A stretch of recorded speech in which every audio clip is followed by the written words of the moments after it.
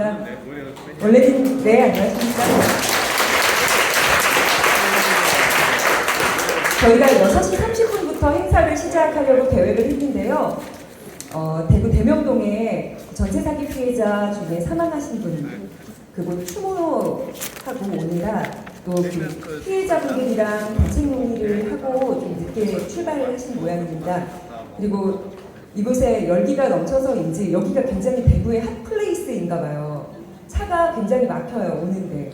근데 어떻게 이렇게 다들 일찍 자리를 해주셔서 정말 감사한 마음입니다. 사실 대구 하면 보수의 텃밭이라고들 알고 있는데요. 이곳에서 조국 혁신당을 지지하는 우리 당원 동지 여러분들 힘들었던 점 있었을 것 같아요. 선거 기간 내내. 맞죠? 예. 그래서 그 이야기도 이제 대표와 당선자분들 오시면 함께 허심탄회하게 나눴으면 좋겠고요. 창당 행사도 하고 당원과의 간담회도 진행을 여러 번 했지만 오늘처럼 이렇게 뭔가 풀어 헤쳐져서 다 맥주 한잔 하면서 이야기해도 될 것 같은 분위기는 사실 처음입니다. 자유로운 공간을 섭외해 주신 우리 위원장님께 다시 한번 감사드립니다.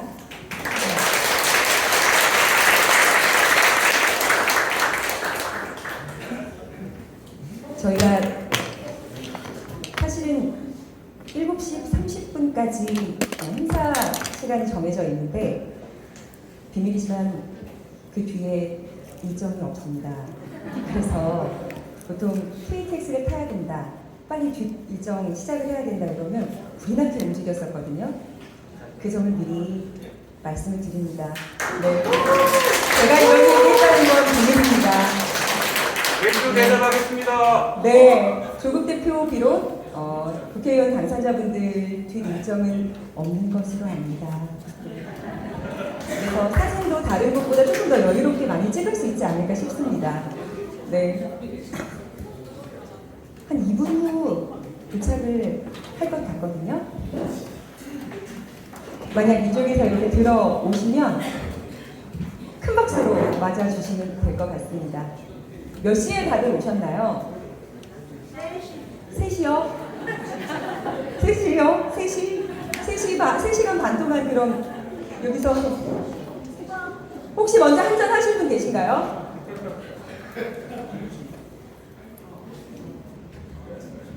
저희가 21일 어제 최혜병 특검법 윤석열 대통령이 거부권을 행사하면서 10번째 거부왕에 등극했습니다. 그런데 같은 날 국무회의를 통해서 의결된 안건이 하나 있어요. 바로 잔수를 판매해도 된다는 주류 관련 법이었습니다.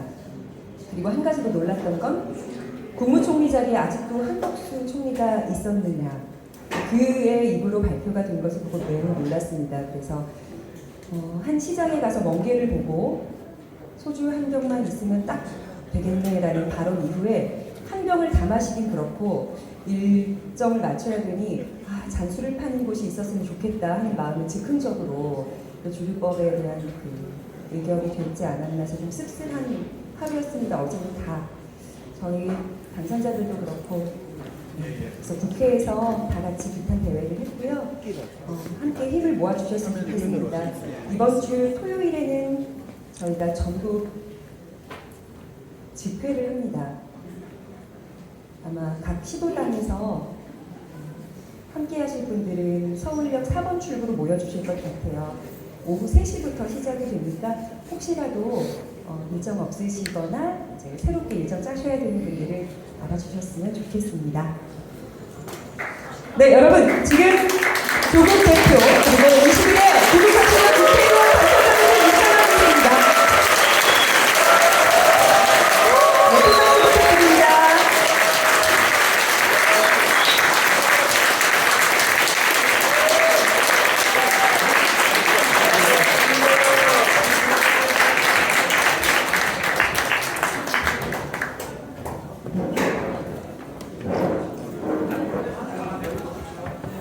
네, 수고하셨습니다. 부탁드립니다.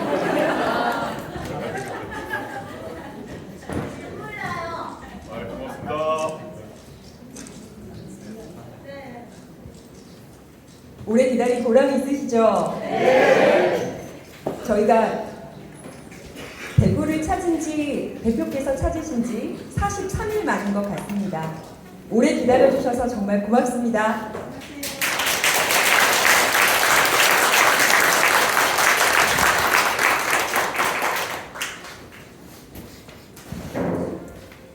당의 행사이고 시도당의 행사인 만큼 저희가 그냥 건너뛸 수는 없겠죠. 불편하시겠지만 모두 자리에서 일어나 주시기 바랍니다.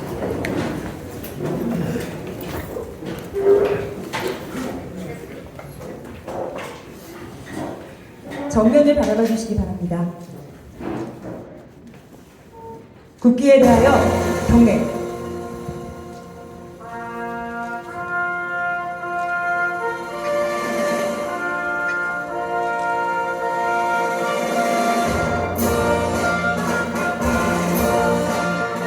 나는 자랑스러운 태극기 앞에 자유롭고 정의로운 대한민국의 무궁한 영광을 위하여 충성을 다할 것을 굳게 다짐합니다.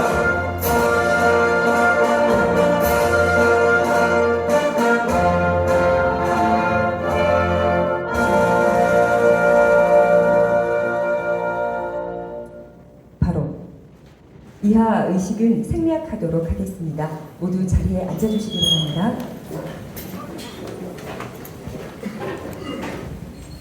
조국혁신당 대구시당 당원 동지 여러분, 오래 기다려주셔서 고맙습니다. 오늘 혁신당 대구시당 당원과의 간담회 사회를 맡은 대변인 강미정입니다.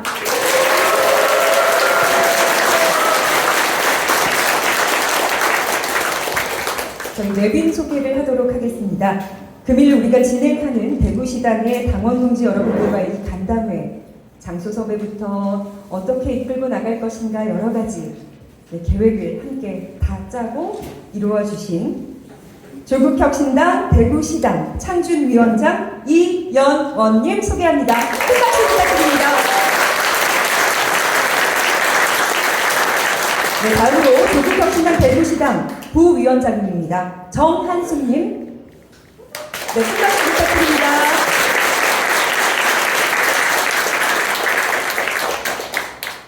(43일) 기다렸습니다.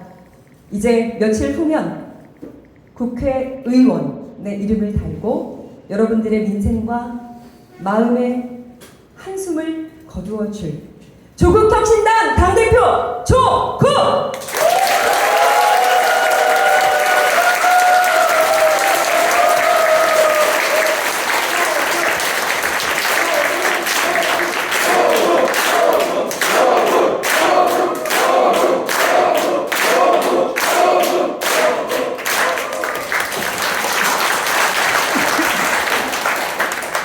국회의원 총선 하루도 빠짐없이 우리의 대장 조국 옆에서 그를 보필하고 독도도 함께 간 조국혁신당 사무총장 황현선!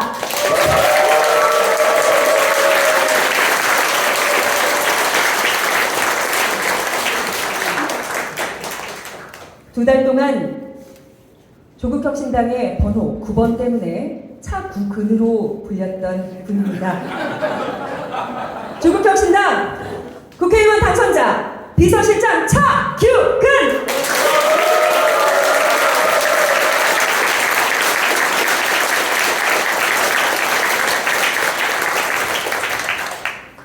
최근 야후 라인 사태 때문에 굉장히 골머리를 앓고 여러 곳에 이 사태 문제에 대해서 알리고 해결책을 찾고 계신 분입니다. 외교전략 특별위원장 김준형!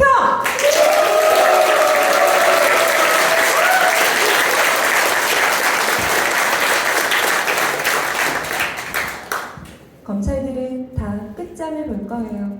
걱정하지 마세요. 실력대로 하면 답이 나옵니다. 괜찮습니다. 네, 검찰 독재! 조기종식 특별위원장 박은정!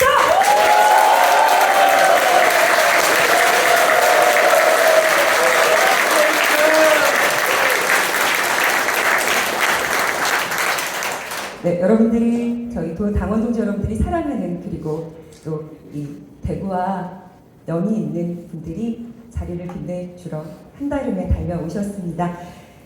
네, 그러면 저희 오늘 당원들과의 대화, 여러분은 무엇을 궁금해하고 어떤 대답을 듣고 싶어 하시는지 한번 의견 나눠보도록 하고 답도 들어볼게요.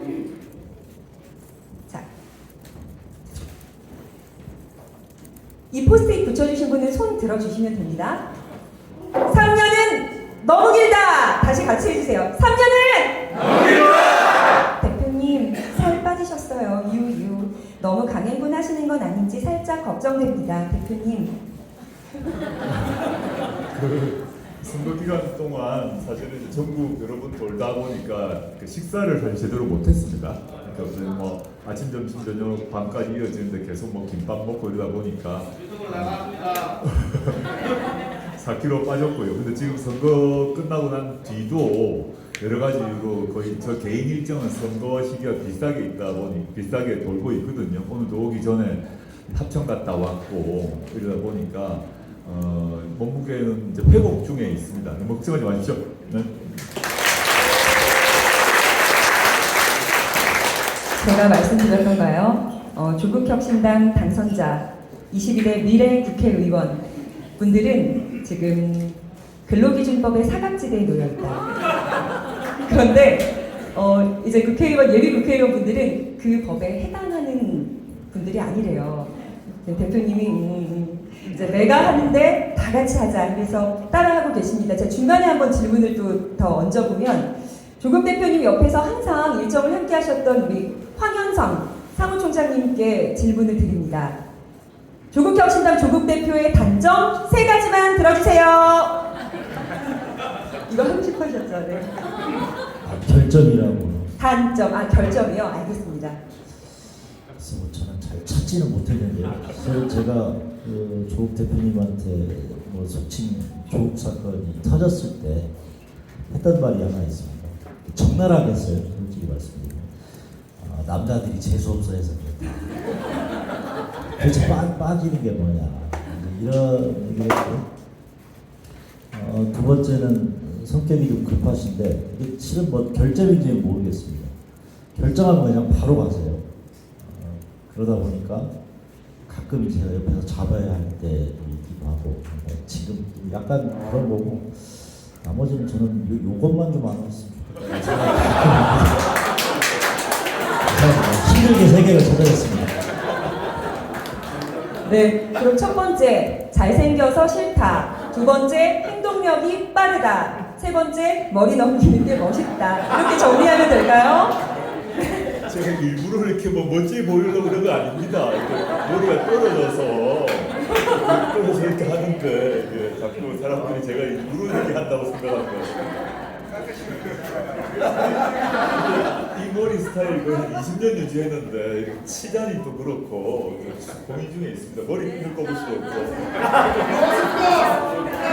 네, 대구시당 당원 동지 여러분의 좋은 의견 저희 홈페이지에 올려주시면 참고하도록 하겠습니다. 네, 그 다음은요. 대구광역시 이 시당 창당대회는 언제 합니까? 언제 하나요? 이건 어떤 분께 질문을 드리면 될까요?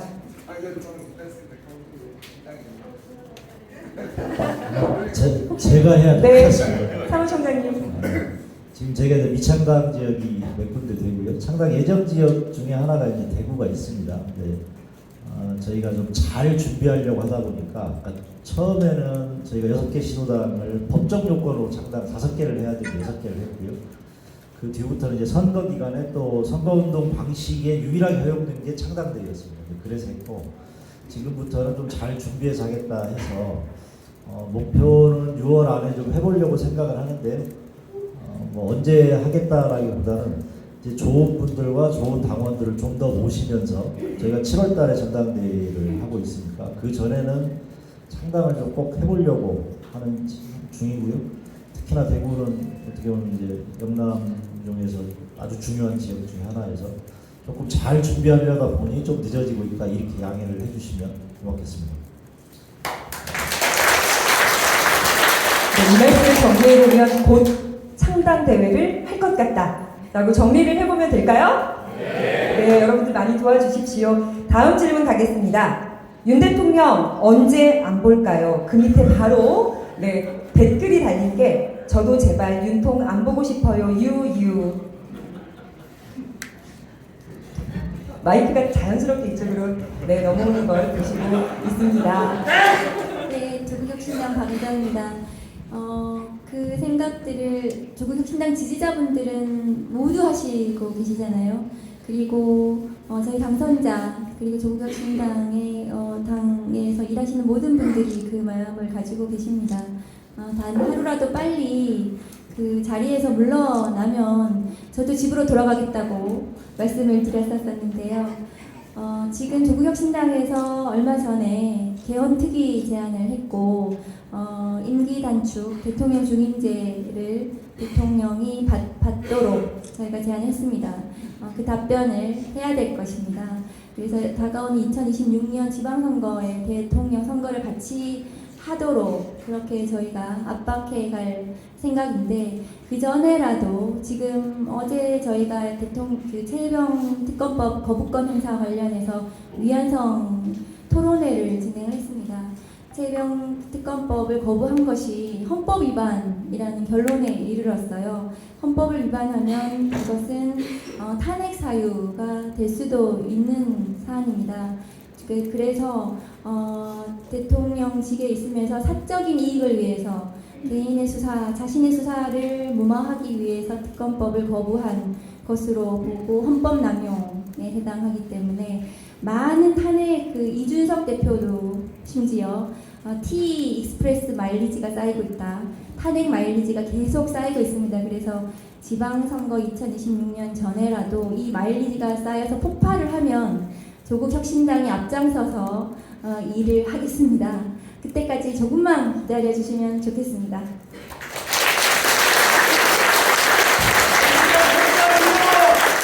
네, 이어서 차규근 비서실장님 말씀도 한번 들어보도록 하겠습니다. 네, 어제 윤 대통령이 이제 최혜병 특검법 거부권을 행사를 했는데 이제 거부권이라는 것이 대통령의 이제 고유한 권한이긴 하지만 미국 같은 전통적인 이 대통령제에 있어서는 대통령 정부에게 법률안 제출권이 없습니다. 그렇기 때문에 이제 입법부가 여러 가지 법안을 추진하는 것에 대해서 대통령으로서 좀 견제하기 위해서 부득이 대통령 거부권이 행사되고 있는, 그래서 미국은 우리보다는 대통령 거부권이 많이 행사되고 있긴 한데 우리나라는 의원 내각제 요소가 가미가 되어 있기 때문에 정부의 국회 법률안 제출권이 인정이 되고 있습니다.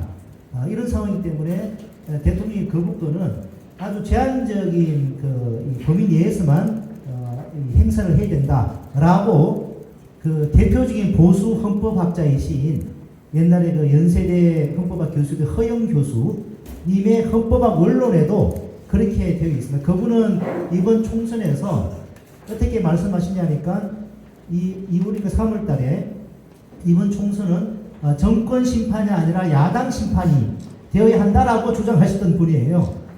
그런 이제 보수적인 분이 쓰신 헌법학 책에도 이 법률 자체가 위헌성이 있다든지, 법률 자체가 실현 불가능하다든지, 법률 자체가 공익에 반한다든지 이런 경우에만 대통령이 거부권이 제한적으로 행사되어야 한다라고 그분 책에 되어 있습니다.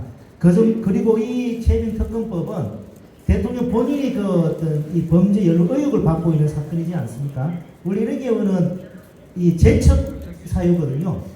바로 그걸로 관여해서 안 되는 그런 사안에 대해서 거부권 행사를 했기 때문에 이런 경우는 위헌성이 아주 심각한 좀 그런 상황입니다.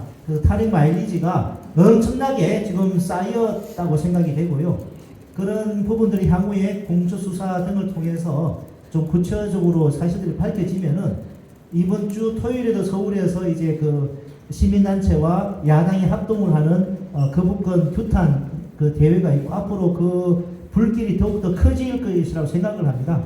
그래서 우리 조국혁신당이 뿐만 아니라 시민단체, 우리 당원 여러분들 다 함께 힘을 모아서 이 검찰 독재 정권이 조기 종식될 수 있도록 그렇게 힘을 합쳐 나갔으면 좋겠습니다. 앞장서서 하도록 하겠습니다. 감사합니다. 네, 다음 질문 드리기 전에 제가 먼저 도착해서 여러 당원 동지분들 이야기를 듣다 보니 왜 삼국조 3특검의 1번이 라인 야후 그리고 최근에는 또 KC 직구 금지 했다가 다시 규제 안 한다라는 얘기가 있습니다. 이 질문은 제가 대답하기 좀 힘들어요. 그래서 김준영 당선인께 부탁드리겠습니다. 네, 안녕하십니까. 네, 오래간만입니다. 제가 지금 까만 넥타이를 맸습니다. 조금 전에 전세 사기 피해자 중에 유명을 달리하신 분한테 왔는데요. 제가 이걸 풀까 하다가 그냥 좋은 자리고 기쁜 자리인데 그냥 맸습니다. 보면 이 기본적인 세계관 자체가 참 악한 거 무도하고 무자비한 것 같습니다. 일단 피해자고 저렇게 억울한데 무조건 피해나 사고나 세월호, 이태원, 최상병, 전세 사기 다 국민들이 정부를 향해서 뭘 뜯어내려고 그냥 하는 사람들은 매도한다는 느낌 계속 듭니다. 이게 국가입니까? 저는 그래서 여러분들이 말씀하셨는데 저는 3년 여러분들한테 당장에 내리고 싶을 겁니다. 저도요 사실 5.18에 가서 처음으로 같은 공간에 숨 쉬는 자체가 저는 너무 괴로웠습니다. 그냥 TV에서 보는 것도 괴로워서 같은 공간에 있기 싫었는데 제가 가야 하니까 할 수 없이 갔는데요. 저는 200석 받아가지고 바로 탈핵하는 게 우리한테는 속 시원할 수 있지만 한 방에 보내기 위해서는 빌드업이 필요합니다. 괜히 좀비처럼 살아나오게 만들면 안 되기 때문에 이미 저는 침몰하기 시작한다고 생각하고 그 무자비함과 반헌법적이고 탄핵감이 마일리지라고 얘기하셨는데 빌드업이 되고 있으니까 조금만 더 참으시고요. 저는 두 가지 방법이 있는데 하나는 탄핵이고요. 두 번째는 헌법을 개헌하는 것이고요. 제가 발견한 세 번째가 있습니다. 이게 라인하고 관계가 되는데요. 일본이 라인을 탐내서 자꾸 넘기라 그러는데 나 라인은 절대로 못 넘기고요. 혹시 윤 대통령을 달라고 하면 적극적으로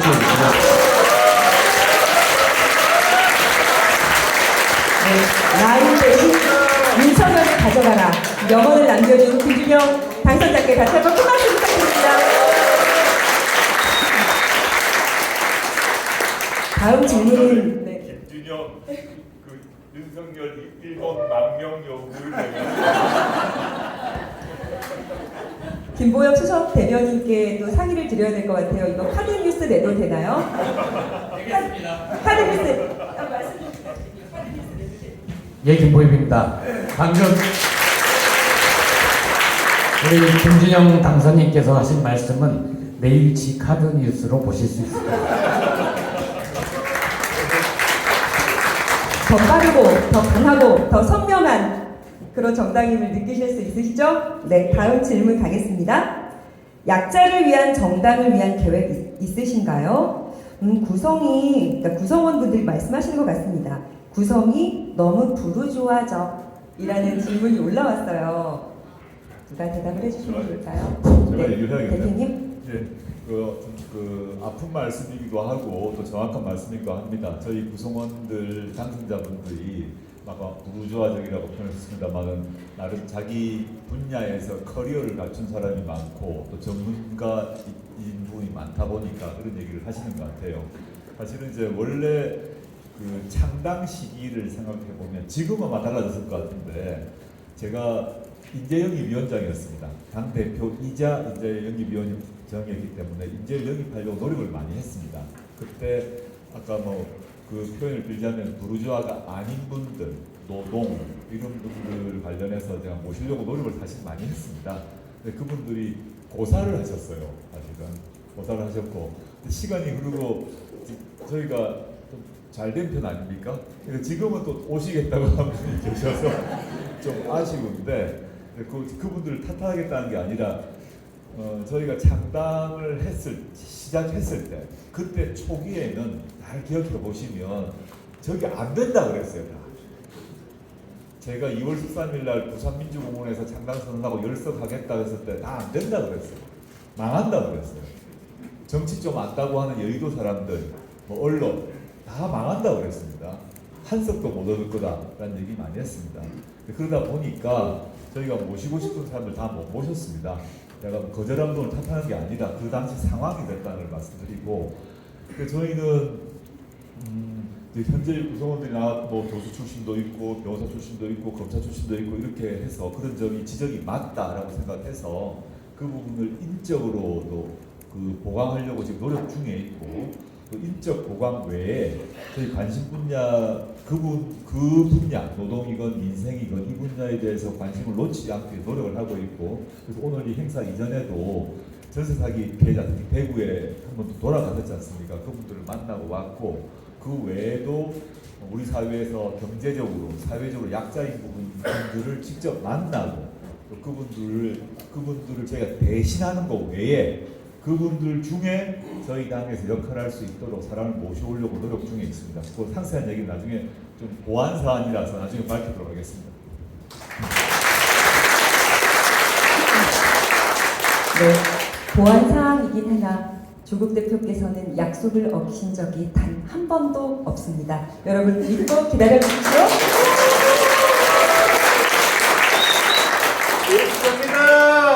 고맙습니다. 하나를 추가하면 제가 당대표 선거 이후에도 현재도 제가 인재영입 위원장입니다. 실제. 그래서 인재영입 위원장의 말 뭐 굳이 형식적인 것 같습니다만 그 말이 뭔가 하면 제가 공식적으로 행사 말고도 비공식적인 행사가 비공개 행사가 있거든요. 그럼 계속 사람을 만나고 있다라는 점을 제 직함의 대표로 만나는 것 외에 인재영입 위원장으로서의 업무를 기밀을 유지하면서 할 수밖에 없지 않습니까? 그렇다는 점을 아예 말씀드리겠습니다.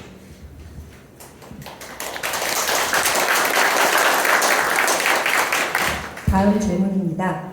국회의장 선출 이후에 민주당원들의 탈당이 줄을 잇는 것을 보면서 어떤 생각이 드시는지요? 그리고 선거를 통한 대의 민주주의가 제대로 작동하게 하기 위해서는 어떤 보완책이 필요할지 고견 부탁드립니다. 이건 저희 당선자 또 대표님 이야기 다 함께 들어보면 좋을 것 같습니다.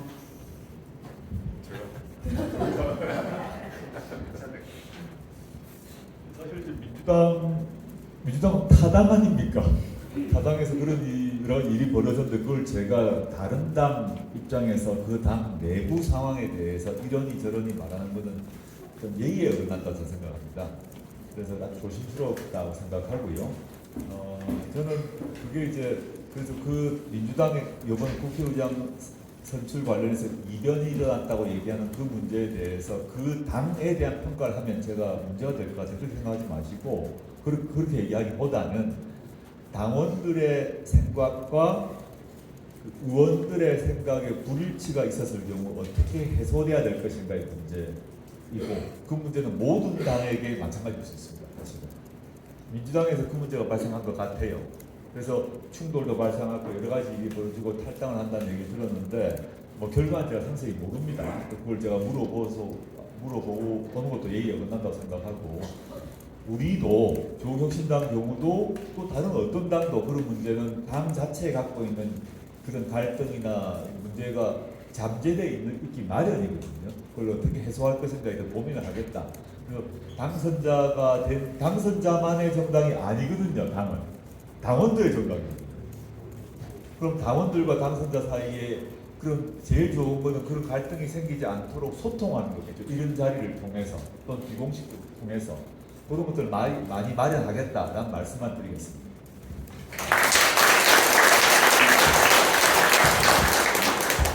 제가 조금 보완적으로 말씀을 드리면, 저희가 7월 21일 날 이제 전당대회를 준비하고 있고 당원당규 재개정 준비를 하고 있는데, 대의 체제를 불가피하게 둘 수밖에 없는, 정당법에는 대의 체제를 둔다고 되어 있습니다. 과거의 법이라서 지금 직접민주주의도 가능한데 이제 법상이어서 하는데, 저희들이 그 기존 정당과 다른 형태의 대의 체제를 좀 설계를 하고 있습니다. 아마 정당 역사상 작은 정당들은 해본 경험은 있는데, 저희가 한번 대표님하고 그걸 하고 있고, 그 설계가 좀 보완이 되면 지금 말하면 안 됩니다.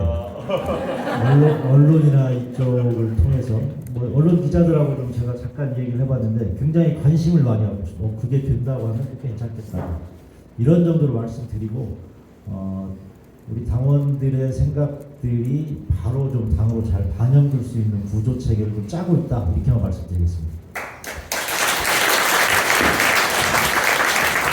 네, 맞습니다. 그래서 저희 정말 살인적인 스케줄 안에서도 이렇게 당원과의 대화, 경청의 시간을 갖는다고 대표께서 발표를 하셨어요. 그럼 저희는 다 따라갑니다. 네, 그 마음 꼭 알아주셨으면 좋겠고 다음 질문 읽어드릴게요. 저는 한국부동산원의 미화 일을 하는 67세 김금희입니다. 김금희님 어디 계세요? 네. 조국혁신당을 응원 지지합니다. 조국 가족님은 안녕과 건강 하신지요? 기원합니다. 감사합니다. 건강하세요. 이렇게 보내주셨습니다. 네, 한번 일어나 주세요. 네.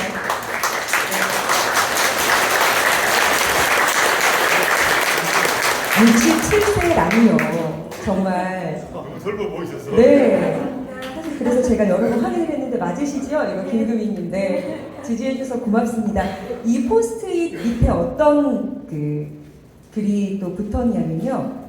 노동자, 농민도 함께하는 조국혁신당이 되었으면 좋겠습니다. 라는 말이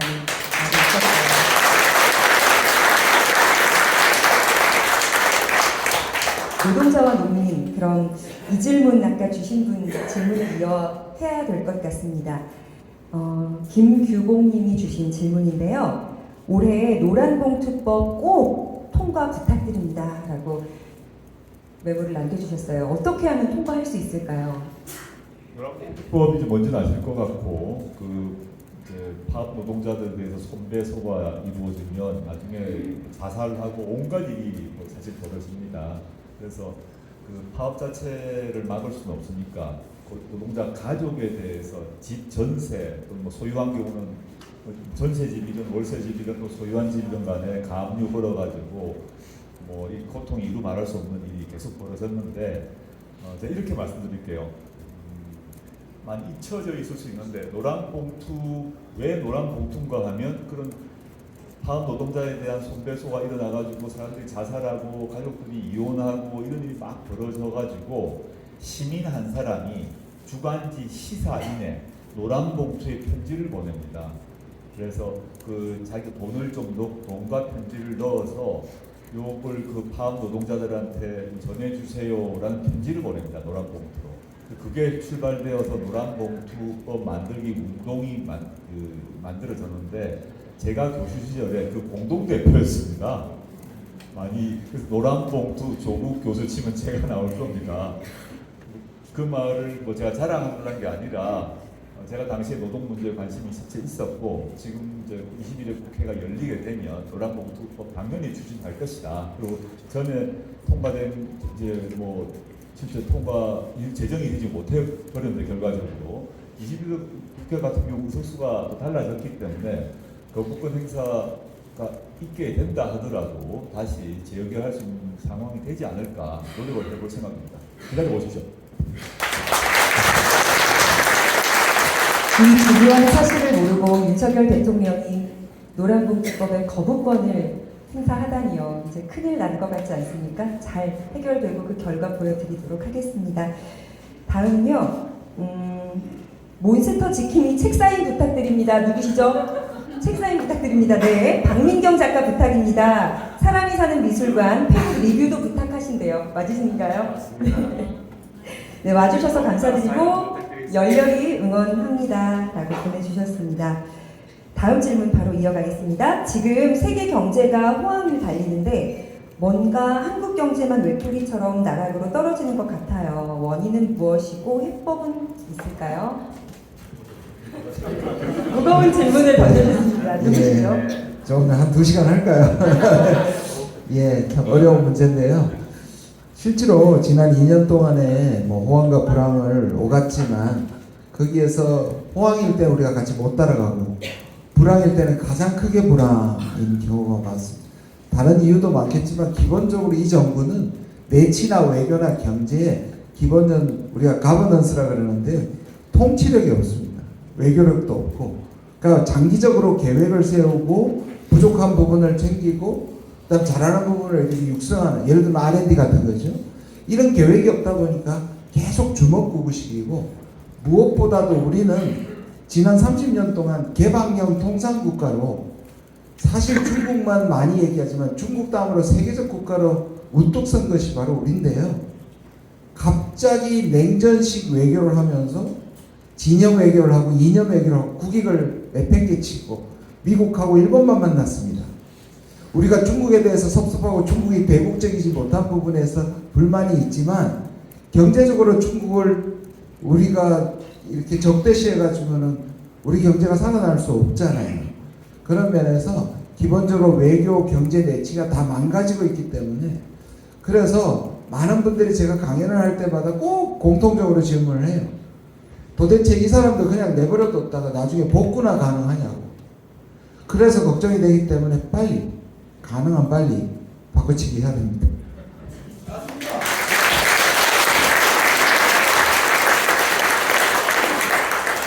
네, 시원한 답이 되셨나요? 오늘 저희 조국혁신당의 조국 대표와 또 차규근 비서실장님이 합천에 다녀오셨어요. 알고 계시겠죠? 일해공원이라고. 네, 원래는 그 이름이 아니었다면서요. 그 후 이야기 한번 들어보도록 하겠습니다. 차규근 당선자님.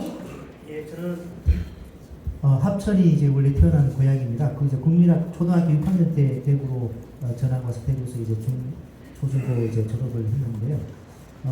합천에 이제 그 황강, 옛날에 그 전두환 그 자서전이 황강에서 북악까지 이런 뭐 자서전 이름도 있습니다만, 그 황강에 2000년 초에 그 생명의 숲 공원이 조성이 됐는데, 갑자기 2007년도에 그 당시 합천 군수가 관련 절차를 무시하고 그냥 일회공원으로 공원 명칭을 바꿔버립니다.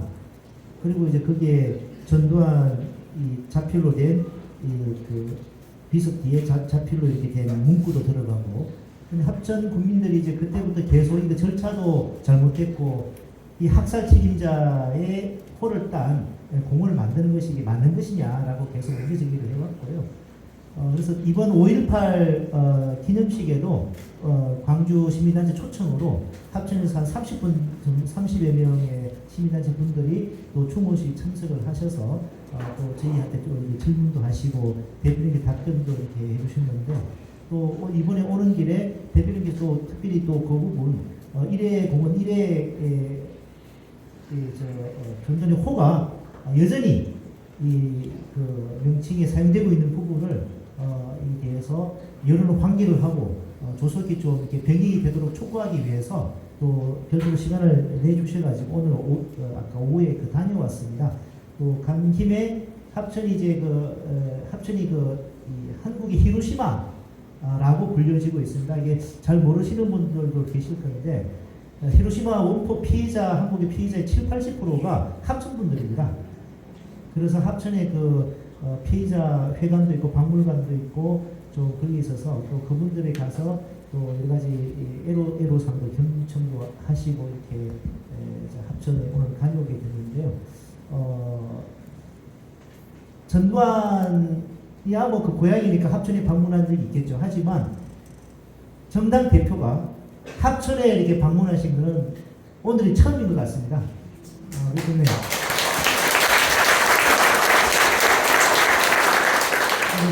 대표님 직접 관심을 가지고 이렇게 말씀을 해주시고, 오늘도 많은 언론들이 한 4~5군데 언론들이 이렇게 와가 취재하고 또 방송도 해주셨는데, 아마 조만간 일회공원 명칭은 바뀔 것 같습니다.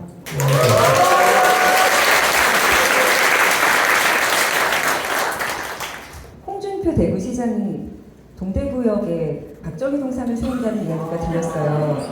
그런 이야기들을 많이 들으셨나요? 그건 어떡하죠, 실장님, 대표님?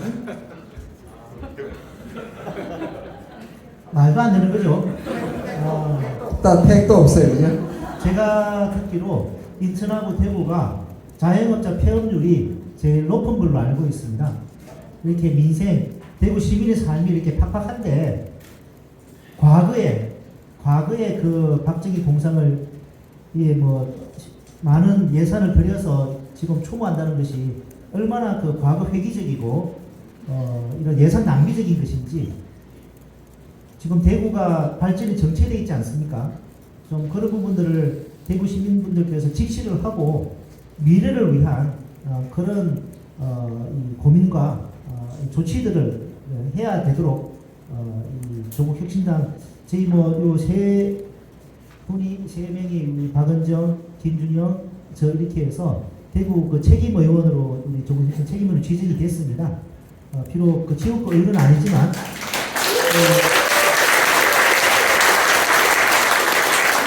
대구 실시 그 대구 현안에 계속 관심을 가지고 목소리 내고 또 국회에서 이 대구의 발전 또 그 대구의 잘못된 부분들이 시정되고 그러니까 걸릴 수 있도록 최선을 다하도록 하겠습니다.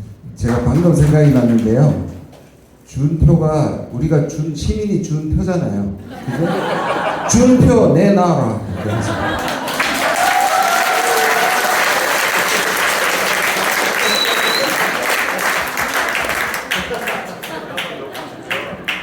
이제 뭐 박정희 동상 외에 그 대구 현안이 많지 않겠습니까? 동혁신당이 대구의 지역구를 갖고 있지 않은 정당이긴 하나 저희가 뭐 위에서 내려 꼽은 게 아닌데 결과적으로 봤는데 12명 중에 지금 3사람이 대구 사람입니다. 매우 박수 한번 드려주시죠. 당원과 국민들이 참여해서 투표를 했는데 12명 당선자 중에 대구가 3명이라는 매우 어떻게 보면 특이한 현상이라서 대구 전국적 문제에도 각각 분야에 관심을 갖지만 대구, 경북 지역에 이 세 분이 관심을 가질 생각이고 저는 조만간 이 세 분이 정식으로 홍준표 시장을 면담을 해야 된다 생각하고 있습니다. 정말 정치인으로 시청을 요청해서 세 분이 시청을 방문하고 홍준표 시장님과 시정에 대한 얘기를 하셔야 되거든요. 제가 이제 광주 갔을 때 광기정 시장님 만나 뵙고 광주시 발전을 위해서 조국혁신당이 할 수 있는지 뭔지를 문의했습니다, 실제. 그리고 전북도를 방문했을 때 김관영 지사 만나가 논의를 했습니다. 마찬가지로 특별히 당연히 지금 게다가 대구 3사람인데 전 일정을 잡아서 대구시청을 방문해야 한다고 생각합니다. 대표님께서 한 가지를 또 더 해주셨습니다. 열심히 하겠습니다. 아마도 그 홍준표 시장은 저희 조국혁신당 대표님하고는 안 만나주실 것 같아요. 투샷이 자신이 없어서. 우선은 대구가 이제 11.8% 조국혁신당, 그 다음에 경북이 11.69% 저희가 득표했습니다. 대구시당에서도 저희 지난번에 상준이 그 발기인 분들을 만났었는데 사실은 그 어떤 지역보다도 뜨거운 마음으로 대구에서 저희를 지지해 주셨습니다. 그 마음이 저는 너무너무 감사했고 대구에서 저희가 어떻게 하면 그 마음에 보답할까를 생각하고 있습니다. 그리고 대구 경북 지역에서 많은 어르신들께서 지금의 대통령이 너무 품격이 없다. 너무너무 부끄럽다. 그래서 지지를 철회하신다는 말씀을 많이들 하신대요. 지금 부끄럽다고. 그러면 그거에 비해서 조국 대표님을 보시면 정말 그 반대되는 성품과 그 소유자이시잖아요. 그래서 저는 대구 대표님한테도 TK 지역에서 대표님이 경쟁력이 있으시다.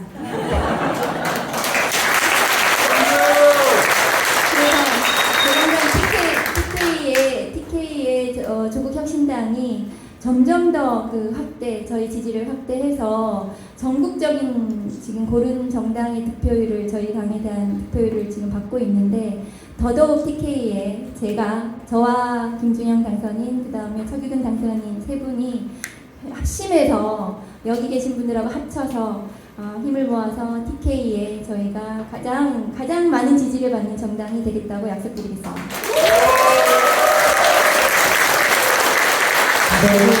대구에만 보면 대구가 시뻘겋지 않습니까? 저희 셋 합심해서 시원하게 만들어 볼게요.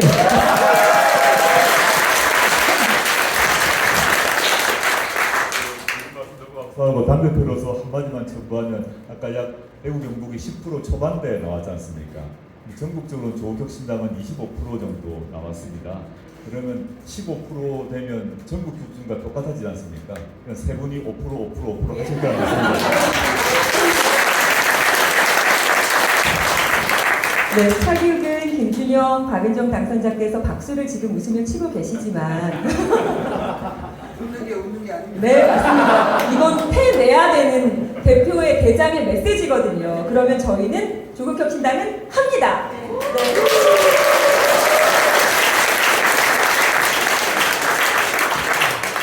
네, 오늘도 이렇게 홍준표 대구시장과 만나게 되는 일정이 급하게 결정이 났습니다. 네, 저희 이제 본고국도 그렇고 대변인단도 굉장히 바쁠 예정임을 알려드립니다. 저희가 이렇게 포스트잇으로 받은 질문을 이제 다 마치고 혹시 나는 미처 이렇게 질문을 못했는데 하고 싶은 이야기가 있다. 딱 두 분께만 기회를 드릴게요. 네, 예, 어디서 오셨습니까? 예, 좌석을 샀습니다. 달서구요. 예. 네, 달서구에서 오신 누구신가요? 윤태영입니다. 윤태영님 안녕하십니까? 네. 저희 자녀가 수리를 3차 했습니다. 근데 이번에 수리 파업을 해가지고 가족 없이 막 걱정도 많이 되고 그렇습니다. 그래서 어떤 조국 현장에서 어떤 대안이라든지 이게 있는지 좀 됐습니다. 오늘 우리가 그래도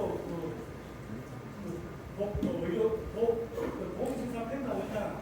사실 그분이 복수를 묻고 왔을 텐데 오늘 그분 안 주셔가지고 이렇게 가족적으로 네. 김선민 당선자 말씀하신 것 같은데 예. 김선민 당선자가 저희 강원도 책임자십니다.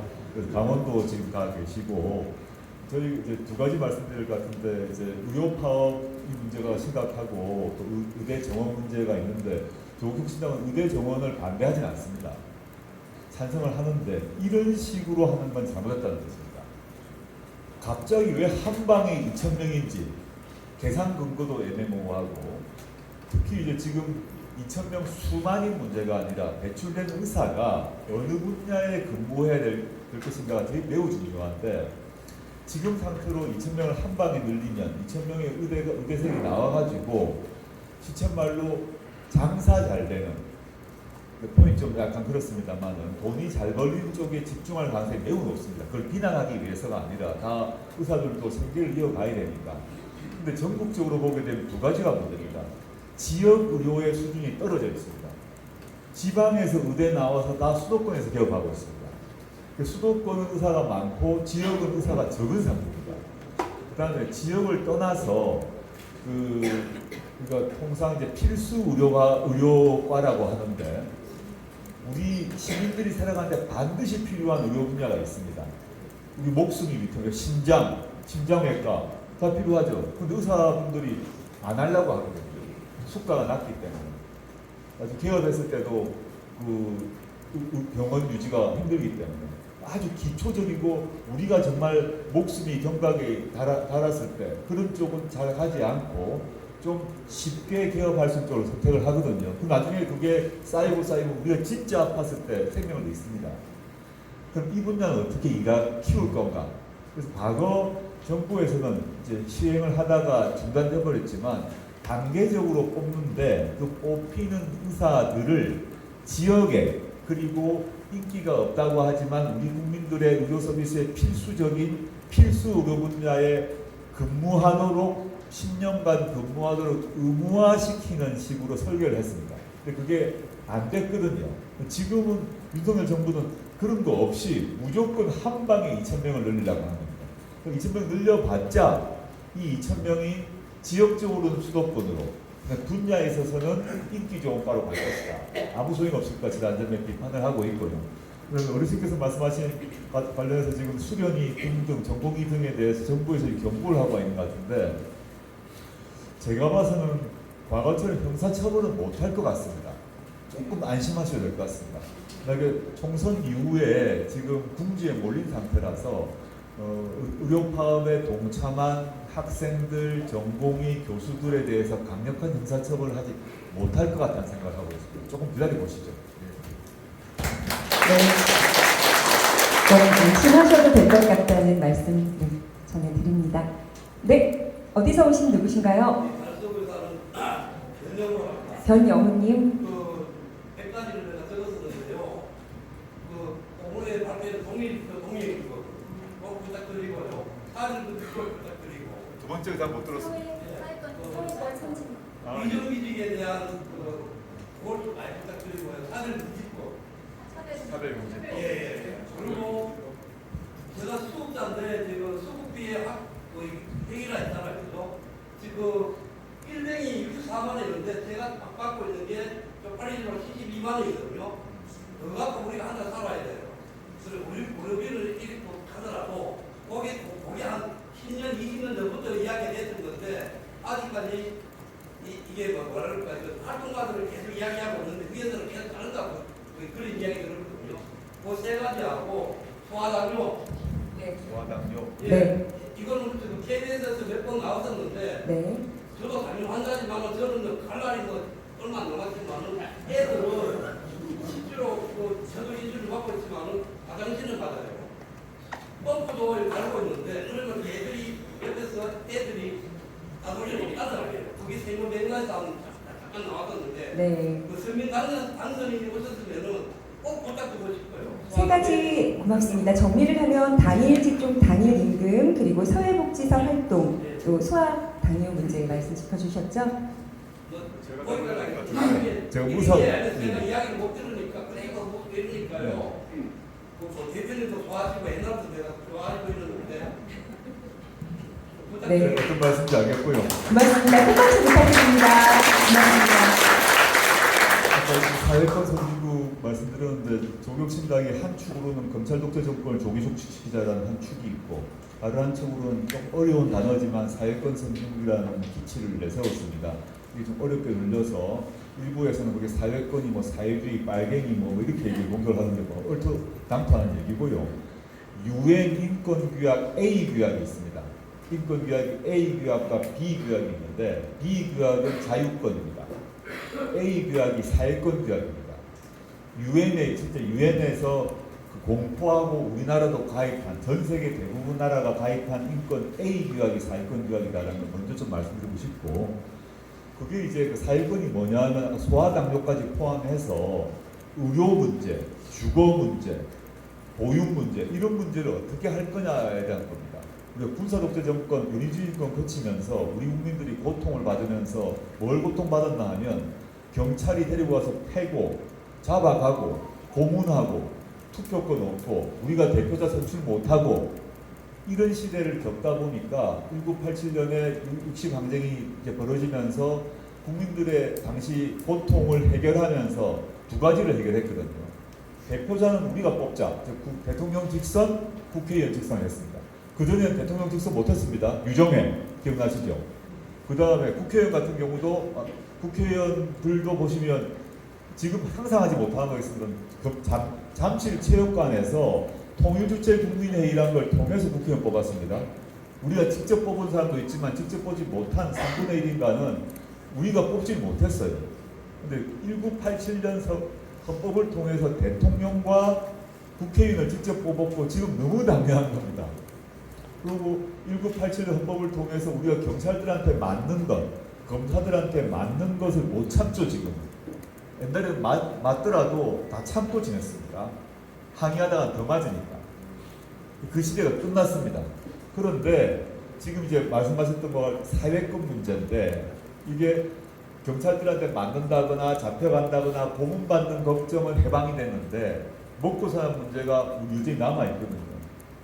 집 문제 어떻게 할 건지, 의료비 어떻게 할 건지, 애 키우는 문제 어떻게 할 건지 이게 우리 모두의 고통이고 고민이란 말입니다. 집이 특별히 부자거나 상속을 받았거나 이러지 않은 보통의 일하는 사람들은 이게 고민인데 우리가 복지국가 하는 나라들은 이 문제를 국가가 상당 부분 해결하는 겁니다. 예를 들어 주거 얘기를 저희가 많이 하고 앞으로 법안을 준비 중인데 오스트리아, 네덜란드, 싱가포르 같은 경우는 장기 임대주택, 양질의 장기 임대주택입니다. 그거를 뭐 최장 50년간 보장해 줍니다. 우리나라에서는 임대주택 그러면 조그만 방 2개짜리 그래서 단기간으로 있다가 나가는 걸 생각합니다만 그게 아니라 오스트리아 혹시 네덜란드 해외에 가보신 분은 아주 디자인도 아주 멋집니다. 실제 가보시면 빈 한가운데 딱 있는데 그게 최장 50년까지 장기 임대적으로 살기 때문에 대부분의 사람들이 자기가 집을 사야 된다는 걱정을 안 합니다. 국가에게 임대료를 내는데 그 아주 싸기 때문에 물론 아주 큰 크기도 부자는 단독주택을 삽니다. 의리의리한 집을 맨션을 지어 살지만 대부분의 시민들은 그렇게 해결하기 때문에 내가 돈을 예컨대 젊은이들이 300만 원을 월급을 받는다 하면 지금은 전세금으로 또는 그 집을 살 걸 대비해서 전세금을 올리는 비용, 집을 살 비용을 통해서 저금을 하지 않습니까? 그러니까 자기가 쓸 수 있는 가처분 소득이 원래 버는 소득의 반밖에 안 됩니다. 대부분 시민들은, 통상의 시민들은 월급을 받더라도 애 키우는 보육비, 주거비, 의료비 때문에 실제 나의 행복, 나의 뭐 맛있는 걸 먹건 여행을 가건 하는데 반밖에 소비를 못한다고 대략 봅니다. 이걸 바꾸자는 거죠. 예컨대 SOC 사업을 얘기하자면 제가 뭐 여러 가지 얘기가 있습니다만 양평고속도로를 휘었지 않습니까? 양평고속도로를 휘게 되면 그 고속도로를 휘게 하는 비용이 있습니다. 고속도로 비용이 많이 들겠죠. 우리가 내는 세금을 양평고속도로 휘는 데 쓸 거냐? 그렇지 않고 국가가 지금 소유하고 있거나 지방자치단체가 소유하고 있는 땅들이 많습니다.